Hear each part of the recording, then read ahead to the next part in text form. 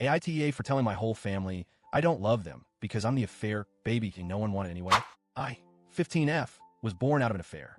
My mom, 38F, cheated on her then fiancé, the man I now call my stepdad, though legally he's my mom's husband, with her best friend's husband. Yeah, best friend's husband. Apparently, it was a brief mistake that somehow still lasted long enough to create me. What makes it more twisted? After all that mess, nobody broke up. My mom still married her fiancé. The best friend still stayed with her husband.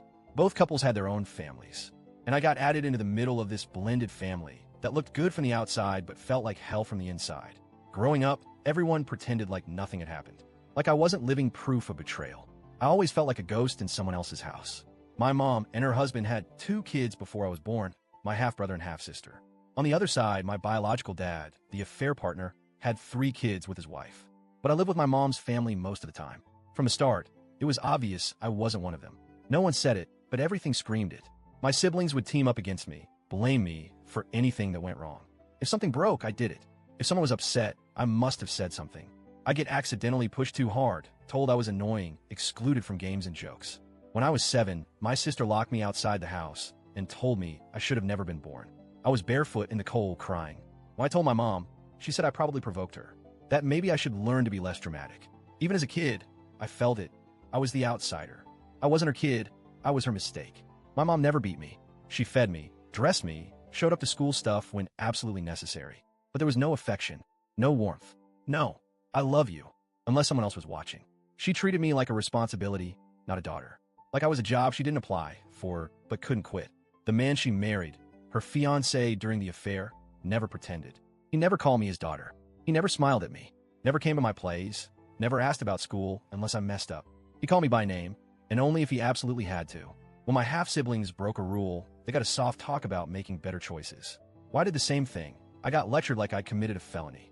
It didn't matter what it was, curfew, grades, even tone of voice. He always made sure I knew I didn't belong to him. My bio dad, still married, still with his wife. I'd visit their side on holidays or birthdays. His kids weren't mean, just distant. They never included me, never asked how I was doing. I was a technical presence, not a person. Once, when I was maybe 10, one of his kids gave me an old hoodie they didn't want anymore.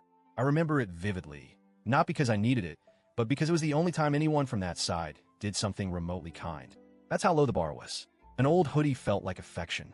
When I was 9, we had a birthday party for one of my cousins. Everyone from both sides was there. One of my older half-siblings dared me to eat a cookie with nuts in it. I have a serious nut allergy.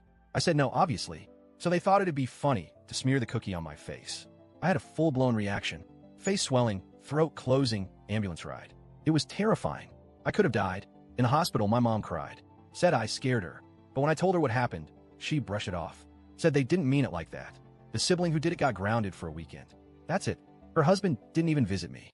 My biological father never called. That day, lying in a hospital bed, barely able to breathe, I realized something. I didn't love them. I didn't even like them. And I wasn't going to keep pretending. After that, I went into survival mode. I gave everyone just enough effort so they wouldn't accuse me of being ungrateful. But I stopped trying. I stopped hoping they'd change or start loving me. I became quiet, polite, and emotionally invisible. To them, I was a roommate. To me, they were strangers I had to live with. And they seemed fine with that. As long as I kept my head down and didn't rock the boat, nobody cared how I felt. I wasn't included in family vacations, wasn't asked to help plan anything.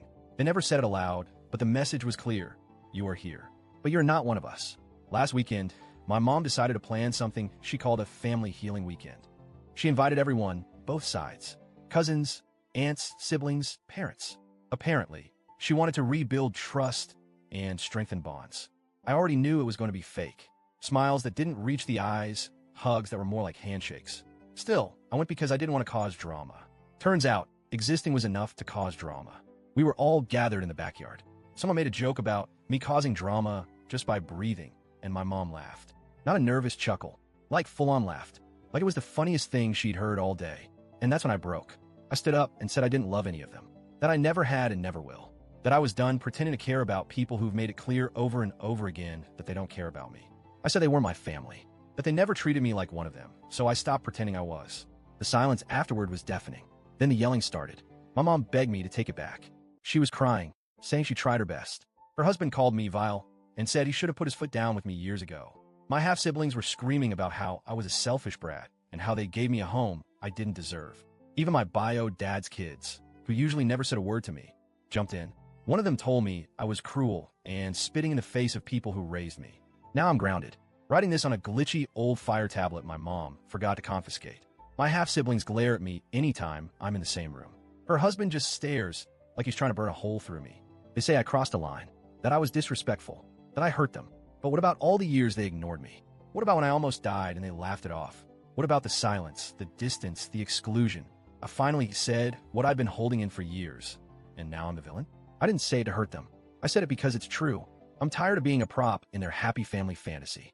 I'm tired of pretending that a house full of people who don't love me is a home. And I'm tired of being punished for simply existing. I'm not looking for pity. I just want to know, was I really that wrong for saying it out loud?